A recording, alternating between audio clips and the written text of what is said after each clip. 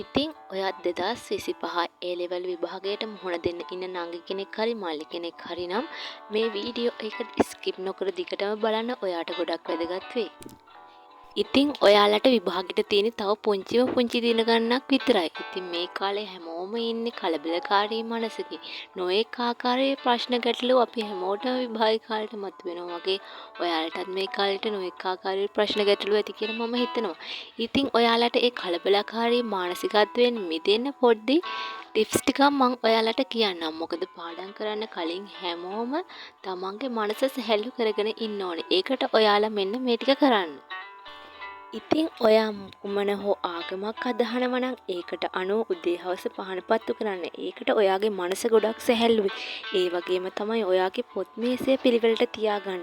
ඒකට එළිය පේන, හිරු එළිය වැටෙන තැනක් නම් ගොඩක් හොඳයි. ඒකත් ඔයාගේ මනසට ගොඩක් ලොකු සහනයක් වෙයි. ඒ වගේම තමයි හොඳට වතුර බොන්න. හොඳට නිදා ගන්න. ඒක ඔයාගේ සෞඛ්‍යයට ගොඩක් බලපානවා. දවසට පැය 6ක්වත් ඔයා නිදා ගන්න. ඒ වගේම තමයි අනිවාර්යයෙන්ම ඔයා නිදා ගන්න කලින් අද දවසේ මොනවද ඔයා කරේ කියලා මතක් කරන්න. මම අද කොච්චර පාඩම් කරාද, අද දවස මගේ ගත වුණේ කොහොමද කියලා ඔයා හිතින් මෙනෙහි කරන්න. මොකද ඒක ඔයාගේ හෙට දවස තීරණය වෙන්න ගොඩක් බලපානවා. ඉතින් මම දැන් ඔයාට කියන්නම් මේ ඉතුරු වෙලා තියෙන පුංචි කාලේ පාඩම් වැඩ කරගන්න පොඩි ක්‍රම ටිකක්. ඔයා දැන් උනත් මුකුත්ම පාඩම් කළ නැති කෙනෙක් නම් මේ විදිහට වැඩ කරන්න පටන් ගන්න ඔයාට හොඳ රිසල්ට් එකක් දාගන්න පුළුවන් වෙයි. ඉතින් ඔයා කුමන විෂය ධාරාවකින් උසස් පෙළ කරත් ඔයා මුලින්ම ගන්න A4 කොළ 3ක්. ඒක අරගෙන ඔයා කරන විෂයන් 3 ඒකේ ලියන්න. ඔයා ආර්ට් කරනවා නම් ආර්ට් වල තියෙනවා සිංහල, ඉතිහාසය, භූගෝල විද්‍යාව, බෞද්ධ ශිෂ්ටාචාරය මේ වගේ නොයෙකුත් විෂයන් ගණනාවක් තියෙනවා. ඒවා අතරින් ඔයා කරන සබ්ජෙක්ට් 3 අර කොළ 3 ලියන්න. ඉතින් ඊට පස්සේ ඔයාලා කරන්න ඕනේ ඒ සබ්ජෙක්ට් තුනට අදාළ සියලුම පාඩම් ටික වෙන වෙනම අර කොළ තුනේ ලියන්න. සිංහල වල නම් සිංහල වල පාඩම් 15ක් තියෙනවා නම් ඒ පාඩම් 15, ඒ වගේම අනිත් සබ්ජෙක්ට් වලට අදාළ පාඩම් ටික සියලුම පාඩම් යාළුවෙක්ගෙන් අහගෙන හරි ඒ කොළ තුනේ ලියන්න. ඊට පස්සේ ඔයා කරන්න ඕන දේ තමයි අපට ප්‍රශ්න පත්‍ර එන ආකෘතියක් තියෙනවා. දැන් මම කළා තියන්නේ ආර්ට් විෂයෙන් උසස් පෙළ. ඒකෙත් A B C නැත්නම් 1 2 3 කියලා අපිට ප්‍රශ්න පත්‍රයේ අහන්නේ ව්‍යුහගත එක කොටස් 3කට බෙදලා.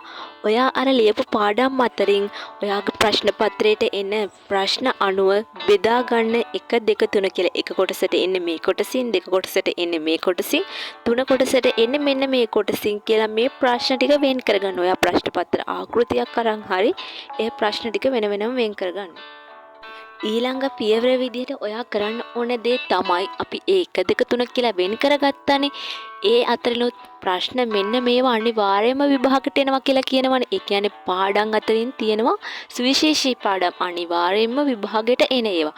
ඔයා පාසල් ගිහිල්ලා හරි පන්තික ගිහිල්ලා හරි මේ වෙනකොට මේ ඒ අදාළ විෂයට අදාළ කාරුණු පාඩම් ටික ඉගෙනගෙන ඇතිනේ. ඒ අතරිනුත් ඔයා හයිලයිට් කරගන්න මෙන්න මේ ටික මම අනිවාර්යයෙන්ම විභාගයට එනවා, මේ ටික මම කවර් කරගන්න ඕනේ කියලා ඒ පාඩම් හයිලයිට් කරගන්න. අර කොළ තුනේම විශේෂ සුවිශේෂී පාඩම් ටික ඔයා හයිලයිට් කරගන්න. ඊට පස්සේ ඔයා ගන්න පාස් පේපර් පොතක්. ඔයා ගන්න විෂයන් තුනට අදාළව පාස් පේපර් පොත් 3ක් ගන්න. ඒකේ નિયમિત ප්‍රශ්න පත්‍ර ආකෘතියට තමයි ප්‍රශ්න පත්‍රය හදලා තියෙන්නේ, ප්‍රශ්න ලබා දීලා තියෙන්නේ. ඔයාලා අර හයිලයිට් කරගත්ත පාඩම් අතරින් පාස් පේපර් වලට ප්‍රශ්න වලට උත්තර ලියන්න පටන් ගන්න. ඔයා දවසට සබ්ජෙක්ට් 3 බැලන්ස් කරන එක්කෙනෙක් නම් ඔයා දවසට මෙන්න සබ්ජෙක්ට් 3 බෙදාගෙන පැය ගන්නට මෙන්න මේ පාස් පේපර් මම අද ඉවර කරනවා. මේ පාඩමට අදාළ පාස් පේපර් ටික මම අද කරලා ඉවර කරනවා. ගොඩක් වෙලාවට කලා විෂය ධාරාවෙන් ඔයා උසස් පෙළ කරනවා නම් ඒකේ එකම ප්‍රශ්නේ විවිධාකාරයෙන්, ඉතිහාසය වගේ ගත්තාම එකම ප්‍රශ්නේ විවිධාකාරයෙන් ඇවිල්ලා තියෙනවා. එතකොට ඔයා ප්‍රශ්න පත්‍ර 10ක් ගත්තොත් ඔයාට ප්‍රශ්න පත්‍ර 5කට වගේ තමයි උත්තර ලියන්න වෙන්නේ. මොකද ඒවා වෙනස් වෙන්නේ නැති විෂය සම්දාරයක් තියෙන ඉතිහාසය වගේ සබ්ජෙක්ට් එක. එතකොට ඔයාට ප්‍රශ්න පත්‍ර 5කට වගේ උත්තර ලියනකොට හොඳ රිසල්ට් එකක් ගන්න එක ප්‍රශ්නකට ප්‍රැක්ටිස් වෙනවා. ඔයා මේ විදිහට සබ්ජෙක්ට් තුනට අදාළ ප්‍රශ්න පත්‍ර කරන්න, කියවමින් ලියන්න.